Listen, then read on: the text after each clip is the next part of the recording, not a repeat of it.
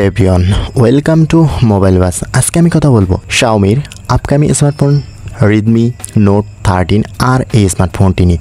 এই smartphone Redmi 13 মতন দেখতে হুবহু সেম থাকছে। স্মার্টফোনটি ব্যাক প্যানেলে 13R ক্যামেরা সেটআপ এবং ফ্রন্ট ফেসিংয়ে ডট নচ ডিসপ্লে প্রোভাইড করা হয়েছে, যেটি দেখতে বেশ চমৎকার। আউটলুকটা পুরোপুরি Redmi 13 মতন। ওভারঅল সব কিছুই সেম থাকছে। ডিজাইন, বিল্ড কোয়ালিটি, কালারগুলো বেশ সুন্দর।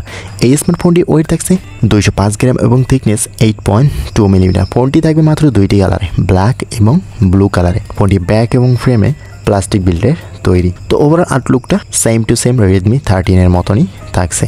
এরপরে এসে স্মার্টফোনটি ডিসপ্লে সেকশনে। ফোনটিতে অফার করা হয়েছে 6.79 ইঞ্চের একটি IPS LCD ডিসপ্লে, যেখানে 1080x2400 পিক্সেল রেজোলিউশনের ডিসপ্লে প্রোভাইড করা হয়েছে, 20:9 অ্যাসপেক্ট রেশিও এবং 396 PPI ডেন্সিটি।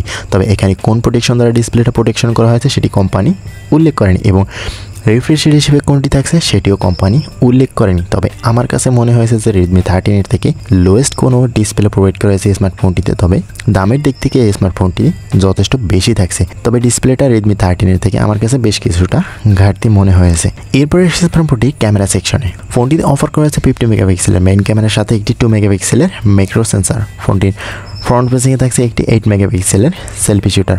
ফোনটির ব্যাক এবং ফ্রন্ট দিয়ে 1080p 30fps রেজলিউশনে ভিডিও রেকর্ড করা যাবে। ওভারঅল ফোনটি ক্যামেরা সেকশন মোটামুটি বেশ ঠিকঠাক থাকছে, বাজেট অনুযায়ী চালিয়ে নেওয়ার মতন। আর এই স্মার্টফোনটি 24 থেকে 25,000 টাকার আশেপাশে লঞ্চ হতে পারে বেশ কিছু ভেরিয়েন্টে। এরপরে স্মার্টফোনটি পারফরমেন্স সেকশনে। ফোনটিতে অফার করা হয়েছে কোয়ালকম স্ন্যাপড্রাগন 4+ Gen 2 এর একটি 4 ন্যানোমিটারের চিপসেট, যার CPU হিসেবে থাকছে 2.05 GHz অক্টাকোর এবং GPU হিসেবে থাকছে Adreno 613।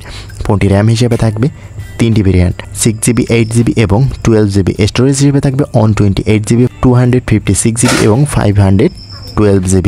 আর ফোনটি রান করা হবে HyperOS-এর সাথে Android 14। ওভারঅল পারফরমেন্স সেকশনটা বেশ ভালো। বাজেট অনুযায়ী স্মার্টফোনটি প্রসেসর এবং র্যাম রোমের দিক থেকে যথেষ্ট বেটার থাকছে। তবে 8GB, 12GB ভেরিয়েন্টে 34 থেকে 37-38,000 টাকার বাজেটের মধ্যে থাকবে। এই স্মার্টফোনটি 5G কানেক্টিভিটির সাথে আসতে যাচ্ছে। এরপরে স্মার্টফোনটি পাওয়ার সেকশনে। ফোনটিতে অফার করেছে 5000 mAh এর ব্যাটারি এবং 33 ওয়াটের ফাস্ট চার্জার, যেটা বেটার থাকছে। স্মার্টফোনটি বেটার চার্জিং এবং বেটার চার্জিং ওয়াট থাকছে স্মার্টফোনটিতে।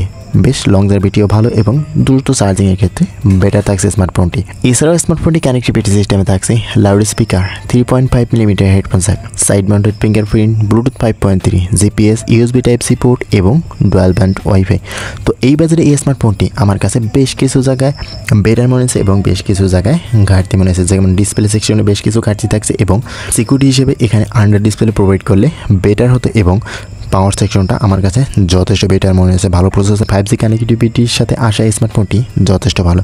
তো এই স্মার্টফোনটি আমার কাছে বেশ কিছু জায়গায় বেটার মনে হয়েছে। আপনার কাছে কোন কোন জায়গায় ঘাটতি এবং কোন কোন জায়গায় বেটার মনে হয়েছে অবশ্যই কমেন্ট করে জানাবেন। আজকের ভিডিওটি এই পর্যন্তই, কথা হবে নেক্সট কোনো ভিডিওতে। ততক্ষণ পর্যন্ত ভালো থাকবেন, সুস্থ থাকবেন। আল্লাহ হাফেজ।